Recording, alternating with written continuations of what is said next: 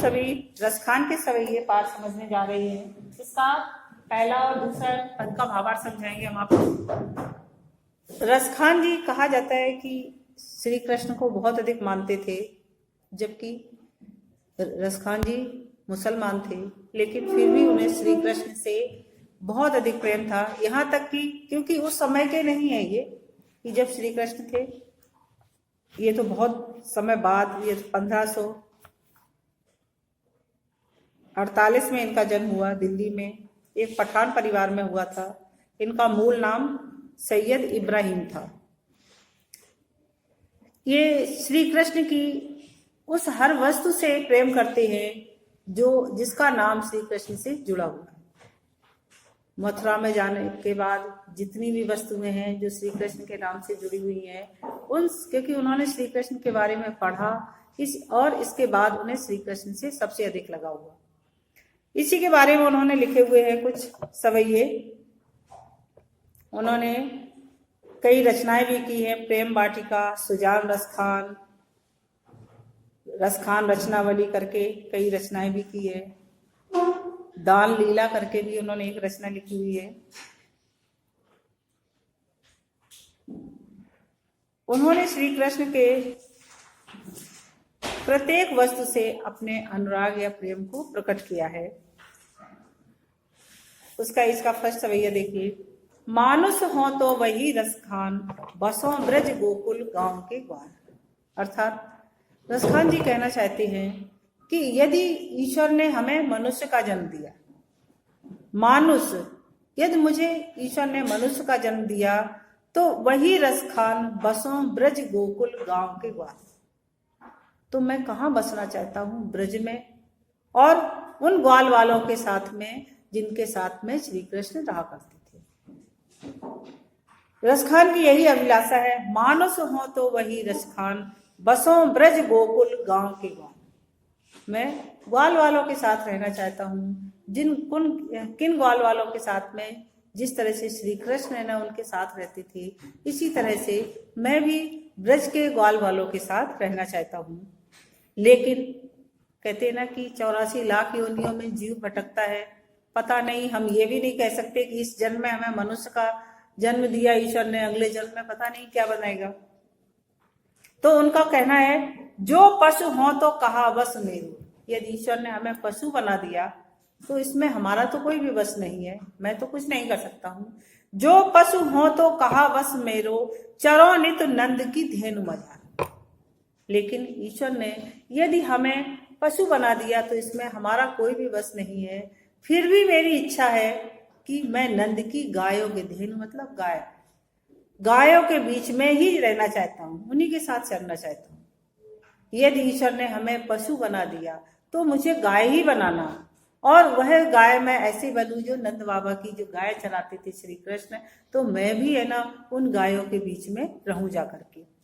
जो पशु हो तो कहा बस मेरो। रसखान जी कहते हैं यदि पशु बना दिया तो उसमें हमारा तो कोई भी बस नहीं है। चरो नित नंद की धेनु मजार। तो मैं नंद की गायों के बीच में ही चलना चाहता हूँ। लेकिन यदि पशु भी नहीं बनाया, पाहन हो तो वही गिर को, जो कियो हरि छत्र पुरंदर धारण। यदि ईश्वर ने हमें पत्थर ही बना दिया तब भी मैं तो कुछ नहीं कर सकता हूँ, जो भी बनाए। तो यदि हमें पत्थर भी बनाना, पाहन हो तो वही गिर को। यदि मुझे पत्थर बनाना, गिर माने पर्वत, तो उसी पर्वत का बनाना। किस पर्वत का? जो कियो हरि छत्र पुरंदर धारण, जिसे इंद्र के वर्षा से बचाने के लिए श्री कृष्ण ने अपनी उंगली पर धारण किया हुआ था। तो यदि कहीं मुझे अगला जन्म पत्थर का मिले, यदि ईश्वर ने हमें पत्थर बना दिया, तब भी हमारी यही इच्छा है या हमारी यही अभिलाषा है कि हमें उसी पर्वत का पत्थर बनाना जिसे भगवान श्री कृष्ण ने अपनी उंगली पर धारण किया था। किस लिए? इंद्र की वर्षा से बचने के लिए। ये आपने इसका प्रसंग सुना होगा। जो खग हो तो बसेरो करो, मिल कालिंद्री कूल कदम की डाल। खग माने पक्षी, और यदि ईश्वर ने हमें पक्षी ही बना दिया तो क्या कर सकती है? जो खग हो तो बसेरो करो। तो मैं कहाँ बसना चाहता हूँ? मिल कालिंद्री कूल। कालिंद्री किसको कहा जाता है? यमुना जी को। और कूल मतलब किनारा। उस यमुना जी के किनारे पर कहते ना कदम का वृक्ष था, और उस वृक्ष पर श्री कृष्ण चढ़ करके बांसुरी बजाया करते थे। छोटी क्लास में शायद दिया गया, एक संकेत में था कब, यदि कदम का पेड़ अगर माँ होता यमुना तीरे, मैं भी बैठ कर नैया उस पर बनता धीरे धीरे। था नहीं था? कुछ तो सिर हिला रहे, कुछ को तो याद ही नहीं है, क्यों था तुम्हारी फिफ्थ क्लास में शायद है ये। अब है या नहीं है ये कुछ पता नहीं, लेकिन तो हो सकता तुम्हारे समय में होगा। तो इसी तरह से कहते कि जिस तरह से बच्चा क्यों देखे, जब जैसे ही है ना वो कदम के वृक्ष का नाम हमारे सामने आता है, तो देखे किसकी याद आती है? श्री कृष्ण की, कि श्री कृष्ण ही कदम के पेड़ पर बैठ करके बांसुरी बजाया करते थे। तो इसी तरह से उनकी भी अभिलाषा है, रसखान जी की भी, कि जो खग हो तो बसेरो करो, यदि मुझे पक्षी बना दिया तो मैं उसी पेड़ पर वास करना चाहता हूँ। किस पर? मिल कालिंद्री कूल कदम की डाल। जो कालिंद्री मतलब यमुना नदी के किनारे कदम के पेड़ पर, यदि पक्षी बनाना तो मुझे वहीं पर भेजना जो मैं कदम के पेड़ पर जाकर के बसेरा बना सकूं। इस तरह से रसखान अपने मन की अभिलाषा को व्यक्त कर रही है। जैसे जो हमने आपको ये बताया कि आपने देखे वो कहानी सुनी है कि श्री कृष्ण ने अपनी उंगली पर धारण किया था। कितने बच्चों ने सुनी? हाथ ऊपर करें। सबने सुनी है ना? हाँ तो फिर ठीक है। तो इस तरह से उन्होंने, रसखान को श्री कृष्ण की हर वस्तु से प्रेम था। जैसे पहले में आपने सुना कि वो वहीं रहना चाहती है, किसी भी रूप में रहें, लेकिन वहीं गोकुल या मथुरा में ही रहना चाहते, क्योंकि भगवान श्री कृष्ण वहां पर रहे थे। आगे है ना, उन्होंने लिखा हुआ है सेकंड सवैये में, या लकुटी और कांवरिया पर राज तिहुपुर को तजदारो, आठों सिद्ध नवो निध के सुख, नंद की गाय चराय विचारो, रसखान कबो इन आखिन सो, ब्रज के वन बाग तड़ाग निहारो, कौटिक ये कलिकौद के धाम, करील के कुंजन ऊपर भर। आगे है ना रसखान जी की क्या अभिलाषा है कि कहा जाता है कि श्री कृष्ण जब गाय चराने के लिए जाते थे तो काली कांवरिया ओढ़ लेते थे, और एक हाथ में डंडा, इसको लकुटी कहा जाता है, एक हाथ में डंडा लेते थे, काली कांवरिया ओढ़ लिया करते थे, और हाथ में उनकी माँ क्या दे देती थी? माखन और रोटी। छोटी क्लास में पढ़ा ना, माखन रोटी। हाथ में हो लीनी गौमन के रखवारे, है, हाथ में माखन रोटी ले लेती थी, और फिर जाकर के वो लेकर के वहां पर गाय चराने के लिए जाया करते थे श्री कृष्ण।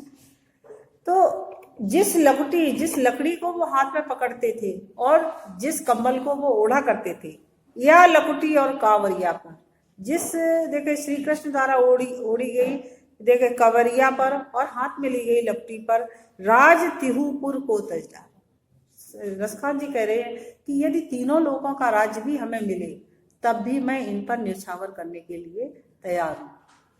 ये तीनों लोगों का राज्य भी हमारे पास हो, तो श्री कृष्ण द्वारा उपयोग की गई कांवरिया और लकड़ी पर इन तीनों लोगों का राज भी मैं तज दूंगा या छोड़ दूंगा। आठों सिद्धि नवों निधि के, आपकी बुक में देखो पीछे दिए गए 8 प्रकार की कौन सी सिद्धियां होती हैं और 9 प्रकार की कौन सी निधियां होती हैं, इनका शब्दार्थ में दिया गया है इसी पाठ में दिया गया है ना पीछे। हाँ पीछे देखिए, तो उसमें दिए गए कौन कौन सी 8 सिद्धियां होती हैं और कौन कौन सी 9 निधियां होती हैं। इनको आपको पढ़ना है क्योंकि एग्जाम में पूछी जा सकती है, ये है याद करना। तो आगे इसमें देखिए, आठों सिद्धि नवो निधि के सुख, नंद की गाय चराए विशाल। रसखान जी कहना चाहते हैं कि चाहे 8 सिद्धियां हमें प्राप्त हों, 9 प्रकार की निधियां यदि हमारे पास हों, के सुख नंद की गाय चराए विचारो, यदि नंद बाबा की गाय हमें चराने के लिए मिल जाए तो हम ये सब कुछ छोड़ने के लिए तैयार हैं। चाहे 8 प्रकार की बहुत तपस्या करके अपनी सिद्धियां प्राप्त की और बहुत सारी निधियां भी प्राप्त कर ली हो। संपत्ति, निधि का मतलब क्या है? बहुत सारी संपत्ति हमने प्राप्त कर ली, लेकिन फिर भी नंद की यदि गाय चराने का हमें अवसर मिल जाए तो हम ये सब कुछ उन पर निछावर कर दे। 8 सिद्धि नवो निधि के सुख, 8 सिद्धियां प्राप्त होने का जो सुख प्राप्त होता है, 9 प्रकार की निधियां प्राप्त होने का जो सुख प्राप्त होता है। नंद की गाय चराए विचारो, नंद की गाय चराने के लिए मैं विचारो मतलब सब कुछ छोड़ दूंगा उसके लिए। सब कुछ छोड़ करने के लिए तैयार हूँ। रस खान कबो इन आंखों से, रस खान कहना चाहते हैं कि कब ऐसा सौभाग्य होगा कि मुझे इन आंखों से नंद ब्रज के वन बाग तड़ाग लिया, ब्रज के वनों में, बागों में और तालाबों में, जिसमें कहते श्री कृष्ण वनों जंगल में गाय चराने के लिए जाते थे और वहीं पर बांसुरी बजाया करते थे। इस तरह से वो कहते कि कब मुझे ये अवसर प्राप्त होगा कि ब्रज में जाकर के श्री कृष्ण द्वारा उपयोग किए गए वन बाग और तालाब को मैं निहारूंगा, मतलब देख सकूंगा उनको। कब मुझे इन आंखों से, कब रसखान कबो इन आंखों से, कब इन आंखों के द्वारा मैं जाकर के ब्रज के वन बाग और तालाबों का, तालाब का मतलब तालाब, उनको निहार सकूंगा या देख सकूंगा। कौटिक ये कलिकौंद के धाम, कौटिक का मतलब करोड़ों, कलिकौंद के धाम मतलब सोने के बने हुए महल। यदि करोड़ों सोने के महल बने हुए महल भी हमारे पास हो, कौटिक ये कलिकौंद के धाम करील के कुंजन ऊपर जा। कहा जाता है कि श्री कृष्ण बांसुरी बजा दिया करते थे और बांसुरी बजाने के बाद उन करील के जो छोटे छोटे से होते हैं, जैसे बेर की झरविरिया होती है ना, छोटे छोटे से बेर झाड़ियों में लगती है, इस तरह से करील के है ना वृक्षों में वो छोटे छोटे से पौधे हुआ करते थे, वो उसमें छिप जाते थे और गोपी ग्वाल वाल उनको ढूंढते हुए वहां पर आते थे और उन्हें लगता था कि बांसुरी की आवाज तो यहीं से ही आई थी, पर श्री कृष्ण तो यहाँ दिखाई नहीं दे रही है। तो वो उनमें ढूंढते थे, उन करील के कुंजों में ढूंढते थे और श्री कृष्ण उसी में छिप जाया करते थे। तो देखे रसखान जी को उन करील के छोटे छोटे से जो वृक्ष है वह पौधे, उनसे भी बहुत प्रेम है। तो वो कहते हैं कि यदि हमारे पास कोटिक माने करोड़ों सोने के महल भी हों, तब भी मैं करील के कुंजन ऊपर, वहां करील के छोटे छोटे से वृक्ष उनके ऊपर मैं बारों या निछावर कर दूं। यदि हमारे पास करोड़ों सोने के महल भी हों, तो श्री कृष्ण जिन करील के कुंजों में छिप जाया करती थी, उन कुंजों के लिए मैं अपने करोड़ों सोने के महल निछावर करने के लिए तैयार हूं। बारों मतलब निछावर करना।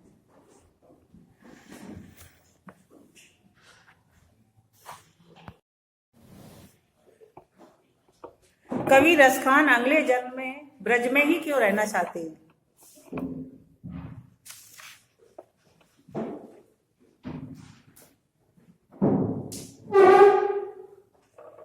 कौन बताएगा इसका आंसर? अगले जन्म में वो ब्रज में ही क्यों रहना चाहते हैं? भले ही वो पशु बने, पक्षी बने, पत्थर बने, कुछ भी बने, लेकिन रहना वो ब्रज में ही चाहती हैं। क्यों? हाँ, कृष्ण भक्त है। हाँ, क्योंकि उन्हें श्री कृष्ण की हर वस्तु से प्रेम है, इसलिए वो किसी भी रूप में ब्रज में ही रहना चाहती है, चाहे उन्हें जन्म किसी भी रूप में मिले।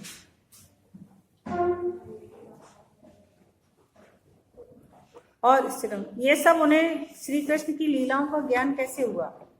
श्री कृष्ण के समय के नहीं है रसखान जी, बल्कि उन्होंने श्री कृष्ण के बारे में पढ़ा, उनकी लीलाओं का उन्हें ज्ञान हुआ, इसलिए उन्हें पता है कि ब्रज में ही उन्होंने सारी लीलाएं, जो बाल लीलाएं की हैं, इसलिए वो किसी भी रूप में ब्रज में ही रहना चाहती हैं। उन्हें ब्रजभूमि से बहुत अधिक प्रेम है। नेक्स्ट क्वेश्चन देखिए।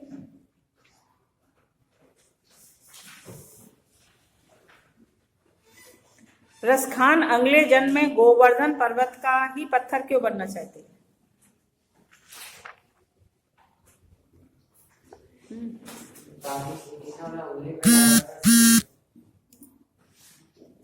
हाँ, और कौन बताएगा? हाँ हाँ, क्योंकि श्री कृष्ण ने उसको उंगली पे धारण किया था। श्री कृष्ण ने जिन जिन चीजों को छुआ है, रसखान जी उन्हीं चीजों को के रूप में चाहे जन्म लें और उन चीजों को छूना चाहते हैं। जैसे वो करील के वृक्षों में रहते थे, छोटे छोटे पौधों में, तो वो उनको भी छूना चाहती हैं कि शायद श्री कृष्ण ने छुआ था और मैं छूंगा तो उससे आभास होगा। आपने देखा कि कभी भी मंदिर में हम जाते हैं तो हम सबको है ना बाहर चप्पल खोलने के लिए क्यों कहा जाता है? आप देखते हैं मंदिरों में जाते हो तो बाहर ही हमें खोल के जाना पड़ता है चप्पल। इसका मतलब क्या है?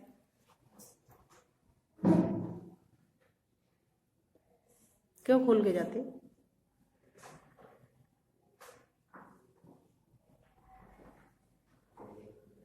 वहां गंदगी नहीं होगी इसलिए।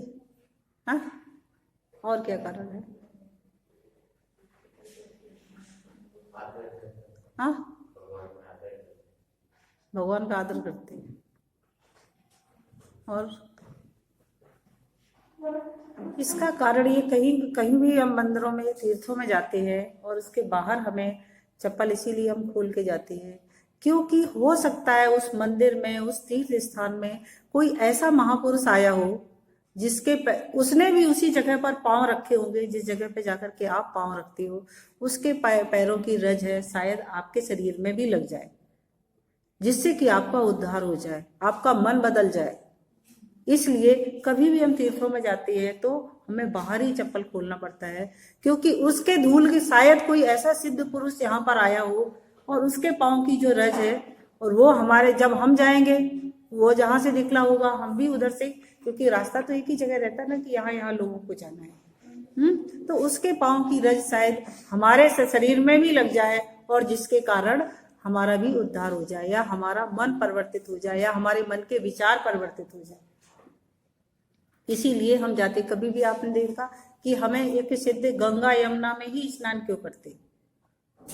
नदियां तो बहुत सारी है, क्योंकि हमने ये एक निश्चित जगह कर ली कि गंगा यमुना में बहुत सारे सिद्ध पुरुष आते। आपने देखा कुंभ पड़ता है तो कितने सारे कुंभ पड़ता है तो लोग क्यों कुंभ में ही स्नान करना क्यों चाहते हैं?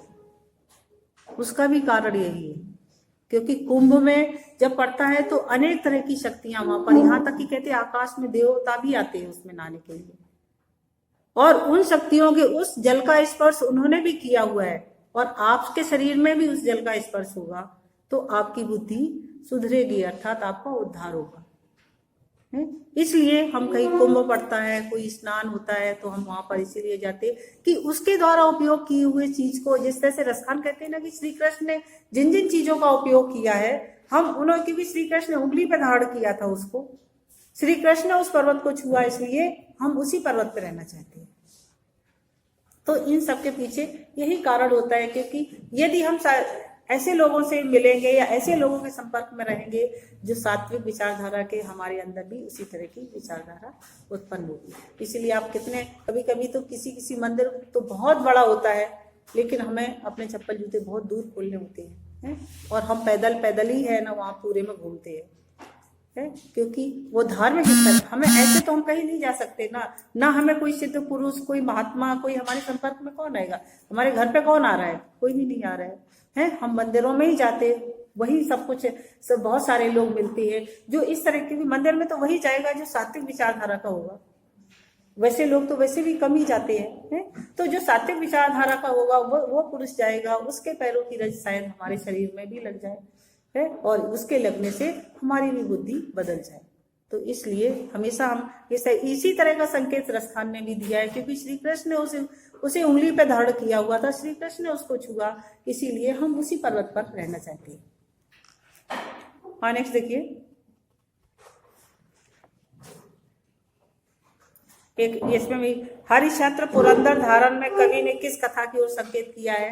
वो हमने आपको बताई थी, यही कथा थी उसकी। रसखान पक्षी रूप में क्या कामना करते हैं? यदि वो पक्षी बने तो क्या करना कामना है उनकी? हाँ,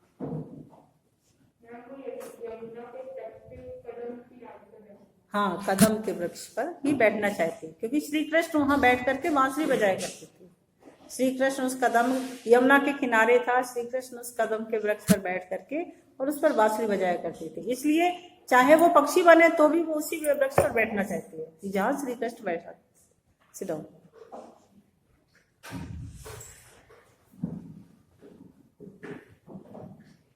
कवि रसखान करील के कुंजों पर क्या निछावर करने को तैयार है और क्यों? हाँ, बड़े बड़े सोने के महल में, हाँ, करोड़ों सोने के महलों को भी करील के कुंजों के ऊपर निछावर करने के लिए तैयार है। कवि किन पर तीनों लोक निछावर करने को तैयार है? हाँ, बताओ। कृष्ण जी की या चद्दर और लकड़ी, हाँ, लपटी और कामरिया पर। श्री कृष्ण के द्वारा उपयोग की गई लपटी और कांवरिया पर वो अपने तीनों लोगों का राज भी निछावर करने को तैयार है। कवि अपने आराध्य का सामीप्य पाने के लिए किन किन भौतिक सुखों को त्यागने के लिए तैयार है? आप बोलो। सिद्धियां और नवनिधियां और करोड़ों सोने के महलों को सभी, इसमें जो भी ये लिखे हुए हैं ना बहुत सारी चीजें, उन सबको लिखना है आपको। समस्त सुखों को त्यागने के लिए वो तैयार है। अब यदि ये क्वेश्चन आता है ना, जैसे आठों सिद्धियां एवं नवो निधियों से क्या तात्पर्य है, तो आपको आठों सिद्धियां लिखनी पड़ेगी और 9 प्रकार की निधियां, इनको याद कर लेना है आपको, पीछे दिया हुआ है। यदि हमारे पास ये सभी सिद्धियां और निधियां हो जाती हैं तो मनचाहा सुख मिल जाता है और मनचाही पूरी साध हो जाती है। यदि हमारे पास ये होती है तो हम जो चाहते हैं वही होता है। प्रस्तुत सवैये में किस प्रकार की भक्ति व्यक्त की गई है? कृष्ण भक्ति, कृष्ण के प्रति अत्यंत अनुरागपूर्ण भक्ति व्यक्त की गई है।